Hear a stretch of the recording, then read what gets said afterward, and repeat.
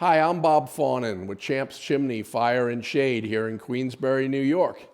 And today what we'd like to do is talk a little bit about how to start a proper fire. And the reason for that is we have a lot of customers who call us, oftentimes even after we've serviced their chimney and cleaned and inspected the chimney, and they're telling us that there's smoke coming back into the living room, sometimes even after an installation. And more often than not, the issue is they simply don't know how to really preheat the flue or start a fire properly. So today we'd like to make a convenient video for anyone for that matter, but also for our customers to use for that purpose. So what we're using today to demonstrate is a Lopi Endeavor wood stove. And this one here, if you look at the way it's set up, it has a chimney that goes straight up through the roof. Now, typically with an installation like that, you don't have problems with smoke coming back into the house. But the counterpart to that is a lot of fireplaces and wood stoves have chimneys that don't go up through the inside of the structure. They're on the outside of the building in the very cold weather. And so those chimneys are challenged by a downdraft that's coming down the flue. And it's challenging the draft of the fire, of the wood fire. So in order to combat that, you have to preheat the flue. And the way we do that is to roll up some balls of newspaper. You can see I'm prepared here already to save time for the video. And I've taken some of those rolled up black and white pieces of newspaper. Don't use shiny color, no magazines or anything like that, only black and white. And I've put them in the back. You'll notice in the very back, if this was a fireplace, same thing, there's the balls of newspaper. So what we're gonna do is we're gonna do two things. First, we have to open the damper on the side of the wood stove right here to make sure. Same thing with your fireplace. You'd always, of course, have to open your damper. And of course, before you do this, you wanna make sure your chimney was properly and professionally swept and inspected before you do anything, especially at the beginning of the year. So at least once a year, you should really make sure you have that done, or 40 fires. And here we go.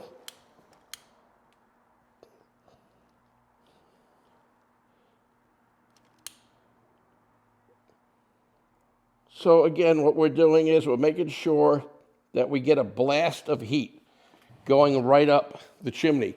This is also over here on the bottom left is an air supply. We're going to pull that all the way out. And on this wood stove, the out position is ensuring that the fire has lots of oxygen. But you'll notice the door is open. After you typically do that, on one that's especially an outside coal chimney, you got to close the door a little, like within 1 inch. Otherwise, you might get smoke coming back into the room just from the burning newspaper. So that's creating a white-hot burst of heat that's going up the flue and combating the cold air that would be coming down the chimney in a case like that. There is a device available for wood stoves. You'll see it right over here. It's called the drawer collar.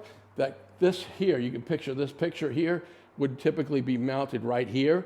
And that has an electric heating element in it, in the drawer collar. They are also available for wood stove inserts.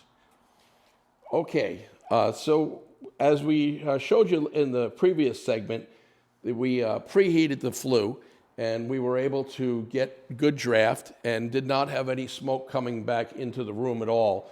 Always remember, too, whenever you open the door when you're working with fire, to open it slowly. You don't want to be dragging the door wide open like that ever. Just open it nice and slowly. And so now what I've done is I've put more newspaper in there, and I have kindling already set up. And kindling is a huge factor in making a fire. You have to make sure that you have plenty of it to get you through the winter. And you don't have to use what I use, which is split wood, which is really great if you can, terrific. But you can also use sticks and branches, dry sticks and branches that you can get from any wooded area, maybe around your home or at a local park, for example. Just with a 55-gallon contractor bag, just go around and stuff that bag, or a few bags if you're going to be using your fireplace or your wood stove often. So, the biggest part of building a fire is you have to have heat, fuel, and air supply. Now, heat is easy because we could just use a lighter like this, but and fuel, of course, you can get your kindling like we discussed, and you can get your wood. But air supply is really the key. And you'll notice in everything I do, I'm trying to leave room underneath the kindling so that air can flow well through the fire. So anything I do, I'm going to be stacking it like building a teepee or a building so that it burns well and has plenty of air to get underneath the fire itself. And again, we have the baffle open. If you have a fireplace, it should be your damper should be open. On a wood stove, there's air supply pulled all the way out. So now we are ready to proceed, and what we can do is we can light the fire. We want to light all the way around it with a barbecue lighter like this. Okay. Okay, and this is one way to build a fire. There's also a top burn that you can do, which is kind of everything I'm showing you in the absolute reverse. So some people like to do a top burn as well. We can make another video on that another time. But right now we're adding heat. We've got our fuel, which is our wood. We've got our heat now, and we've got the damper open and the air supply open and the door wide open. So what you can do after you get that cooking is you can just close the door a little bit just to ensure you don't have any embers flying out into the room and hitting anyone. So what we're going to do now is just let that kindling burn for a little while. Okay, and so now that we got the kindling burning really nice, I'm going to open the door slowly, okay? And notice I got a pair of really good thick gloves on for this next part. And I'm going to add a little bit more kindling like this.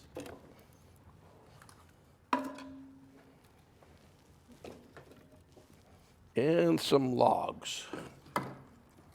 I like to put a log right at the base of the fire too, like this, just to hold the kindling tight. And then put a couple like this, all the way up to the back. You have to be conscious that you don't want to set the initial logs that you're putting in there in a way that they're going to roll back out or in the glass, obviously. Now this stove is very deep. This is the Low-Pi Endeavor. So when I'm getting a fire started, I stack the wood the long way. But eventually, when I got a nice hot bed of coals, I can start stacking the wood side to side because it makes the fire look prettier. So again, I can close the door a little bit now. But that kindling is roaring. You can probably hear it even.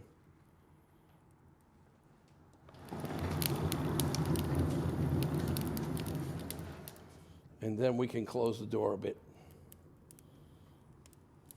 And at this point, with that kindling burning so well, those bigger logs start to catch fire. I always try to put the smallest pieces of wood that I have into the fire first. So the thinner the wood, the better. So those are the smaller pieces that I had in my wood pile. Okay, look at that. I close the door a little and see what's happening. Again, the air supply is wide open, the baffle's wide open. I usually like to wait about 20 minutes before I close the baffle, just to ensure that there was lots and lots of airflow. Again, the baffle is over here, and at some point, I'm going to close it just like that. Okay? I'm going to reopen it for now because we're not done with the video, but later on, I will be closing that. And when I close that, that just slows down the burn rate and allows for the fire to last longer and you burn less wood. You can also start closing down the air supply, especially during the nighttime. Notice I've got it closed halfway now.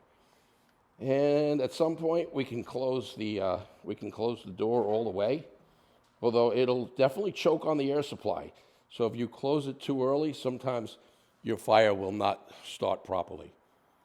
Anyway, that's about it. Looks like we've got a good fire there.